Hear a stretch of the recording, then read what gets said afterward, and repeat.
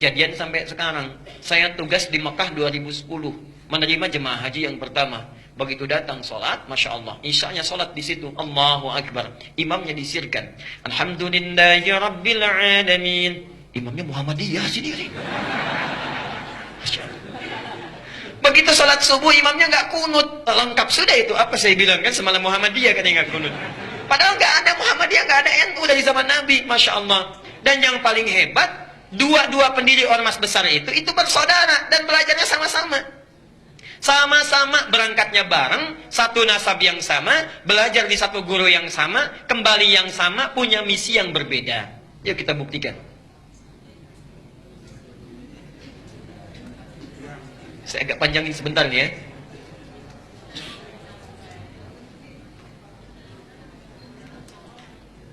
Satu, namanya Kiai Haji Muhammad Hashim Al-Ash'ari.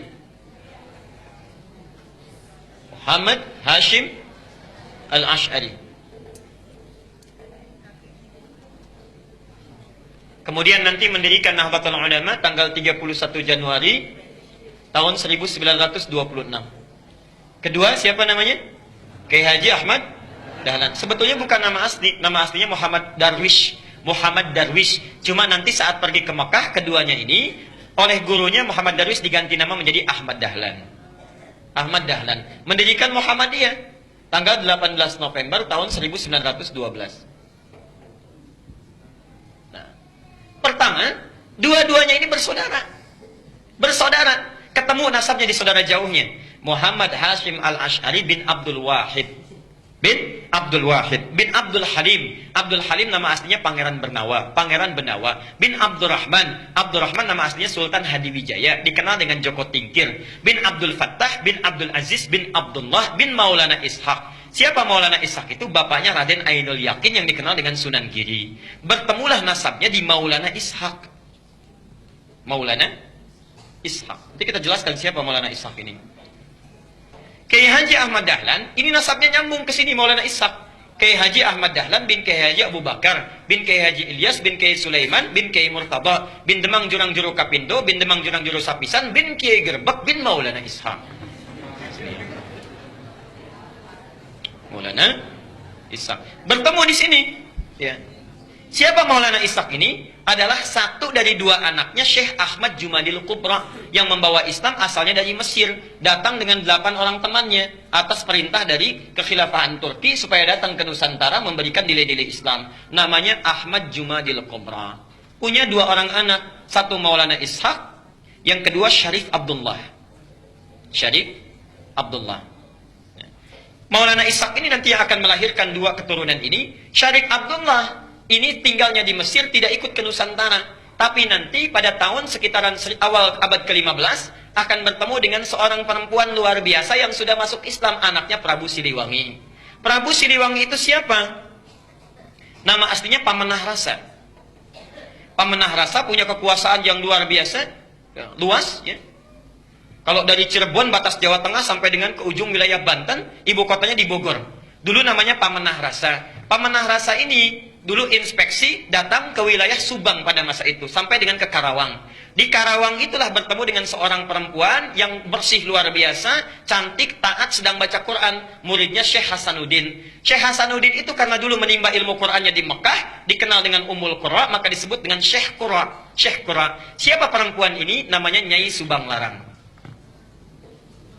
Nyai Subang Larang. Jatuh cinta dengan Nyai Subang Larang, menikahlah dengan beliau ini.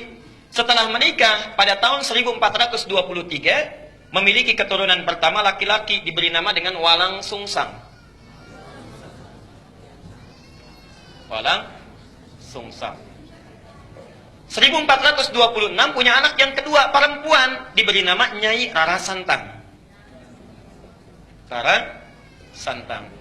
1427 lahir anak yang ketiga, diberi nama dengan Raja Sengara. Raja Sengara. Nah, kakak ini, 2 kakaknya, Walang Sungsang dengan Rara Santang, kemudian muncul satu masa ingin berhaji. Datanglah ke kota Mekah. Ya. Kemudian mereka datang ke Mekah setelah menunaikan ibadah haji, berganti nama. Ini Walang Sungsang menjadi Ki Abdullah Iman. Kan yang ini ya, Abdullah Iman namanya. Gelarnya Ki Samadullah. Gelarnya Ki Samadullah, Kiai Samadullah. Samadullah. Ini Rara Santang berganti nama menjadi Syarifah Mudaim. Syarifah Mudaim. Saat akan pulang di jalan bertemu dengan Syarif Abdullah. Syarif Abdullah langsung meminang Syarifah Mudaim untuk dijadikan istrinya. Menikahlah kedua orang ini, lantas berangkat ke Mesir. Di Mesir kemudian mereka menyatu, bersama-sama berumah tangga, melahirkan seorang anak namanya Syarif Hidayatullah.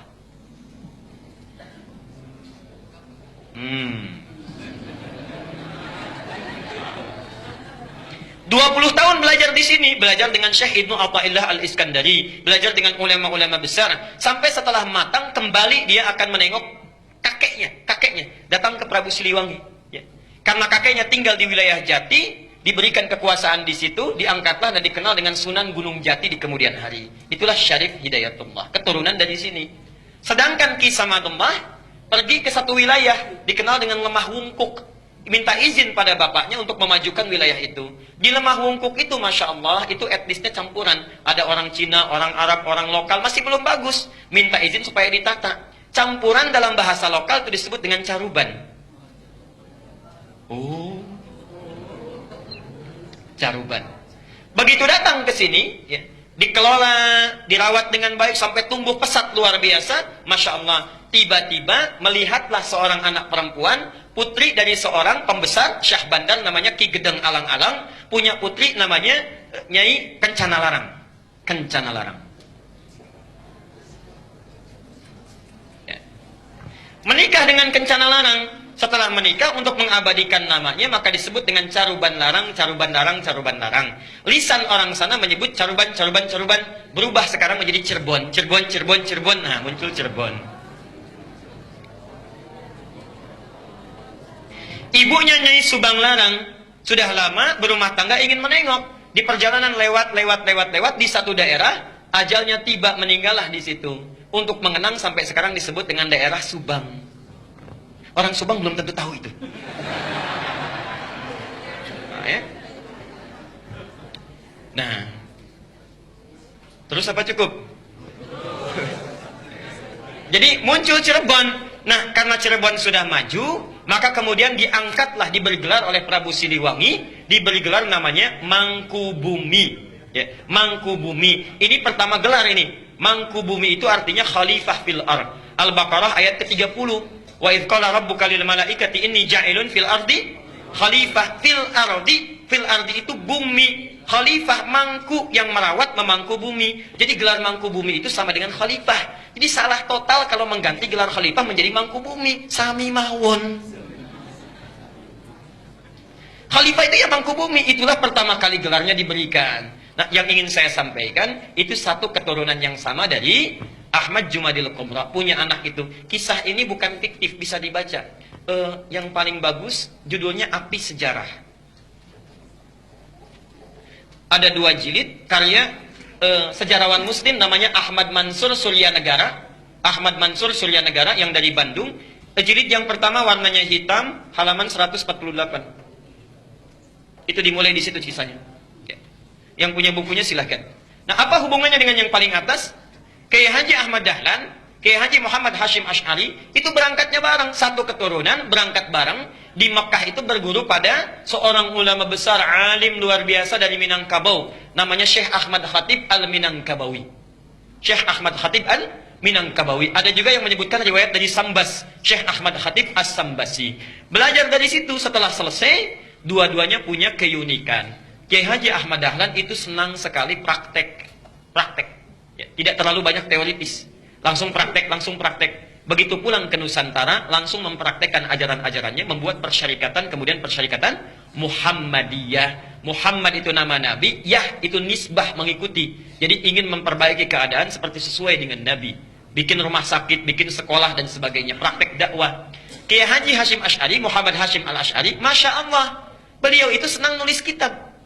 Senang nulis kitab, beda dengan Ahmad Dahlan. Menulis kitab sampai ada 19 karya beliau dihimpun di satu kitab besar. 19 kitab. Dari mulai pertama adab dalam menuntut ilmu, kedua risalah Ahlussunnah wal Jamaah, ada kitab An-Nurul Mubin fi Mahabbati Sayyidil Mursalin, sampai 19 kitab. Masya Allah. Jadi akan menyeimbangkan, saudaranya praktek, yang satu memberikan teorinya. Itu asalnya. Dan kalau Anda baca buku aslinya, kitabnya, Masya Allah, itu sama persis, gak ada bedanya. Gak ada bedanya. Aliran-aliran menyimpang yang ditanya jawab disebutkan sama sekali. Misal, Risalah Ahlussunnah wal Jamaah buka halaman ke-9. Faslu awal zuhuril bid'ah fi ardi Jawa wal mubtadi'ina fiha. Pasal menerangkan tentang awal munculnya bid'ah di tanah Jawa dan siapa tokoh-tokohnya. Bid'ah yang dimaksudkan bukan fikih tapi akidah. Tapi akidah. Halaman ke-10 paragraf yang kedua, baris 1 sampai dengan baris yang ke-4. Silakan lihat. Wa minhum rafidhiyuna. Di antara aliran bid'ah itu adalah Syiah Rafidah. Syiah. Ya. Beliau langsung menyebutkan, bukan saya. Beliau langsung yang menyebutkan. Asalnya semua sunni, kata beliau itu. Semua sunni. Cuma terjadi di tahun 1333 Hijrah, sama dengan 1909 Masehi. Datang tiba-tiba entah dari mana, ada satu aliran disebut dengan Syiah. Pekerjaannya, yasubbuna sayyidana Abu Bakrin wa Umar radhiyallahu anhuma. Seringkali mencela dua sahabat Nabi, yaitu Abu Bakar dan Umar. Disebutkan dalilnya, hadisnya. Kemudian halaman yang ke-11-nya, wa minhumul abahiyuna, ada aliran kepercayaan abal-abal, abahiyun, semua boleh. Siapa mereka? Yang merasa dekat dengan Allah, wasafa qalbuhu, hatinya merasa sudah bersih, jernih. Sehingga kalau sudah bersih jernih itu tidak berlaku ketentuan dan larangan. Jadi kalau nggak sholat pun nggak apa-apa karena sudah dekat dengan Allah. Gelarnya tinggi, Pak Kiai. Pak Kiai kok nggak sholat ya? Kan sudah adzan. Jasad bapak bersama adik, tapi roh bapak sedang sholat. Nah itu diantara yang kacau itu ya. Jadi larangan nggak berlaku karena sudah dekat dengan Allah. Ini penyimpangan langsung disebutkan di Quran surah ke-2 ayat 80 Al-Baqarah. Ya. Ada lagi aliran yang reinkarnasi tanasukhil arwah. Ya. Bahkan ada jahlatul mutasawwifah, orang sufi yang paling bodoh. Orang sufi yang paling bodoh disebutkan oleh beliau. Siapa itu? Itu yang mengaku menyatu dengan Tuhan. Mengaku dengan Tuhan. Allah sudah menyatu dengan dirinya, manunggaling kaulah Gusti. Siapa kamu? Saya adalah Allah. Allah sedang apa? Allah sedang makan. Nah itu sudah lain. Jadi itu diantara kitab-kitab beliau. Nah, jadi tidak ada bedanya. Kisah yang terakhir yang ingin saya tutup, satu kali muridnya Kiai Haji Hasyim Asy'ari itu berkunjung ke Kauman ke Jogja. Karena Ahmad Dahlan pulang ke Kauman, Hasyim Asy'ari pulang ke Tebu Ireng ke Jombang. Datanglah dari Jombang itu, kemudian ke wilayah Kauman, dilihat di situ. Kok ini beda ya katanya. Balik lagi ke Tebu Ireng. Syekh katanya, itu ada aliran di Kauman yang menyimpang. Bagaimana caranya? Begini. Siapa orangnya? Namanya sekian. Ciri-cirinya bagaimana seperti ini? Itu bukan menyimpang. Itu saudara saya. Bantu sana balik lagi. Masya Allah. Ketika membantu balik lagi, kemudian sampai di situ berumah tangga, punya anak namanya Ahmad Azhar Bashir. Sampai kemudian jadi pimpinan pusat Muhammadiyah. Yang digantikan oleh Amin Rais. Digantikan oleh Syafi'i Ma'arif. Digantikan bin Samsudin. Agustus nanti mau muktamar itu. Ya, mau diganti lagi karena sudah 2 periode. Saya baca itu. Saya baca, jadi saya tahu itu. Ya, sama juga NU juga begitu, sama sampai sekarang sampai Akhil Siraj. Ya, Hasyim Muzadi digantikan Akhil Siraj, sekarang mau nyalon lagi yang kedua itu. Ya, jadi insya Allah baca.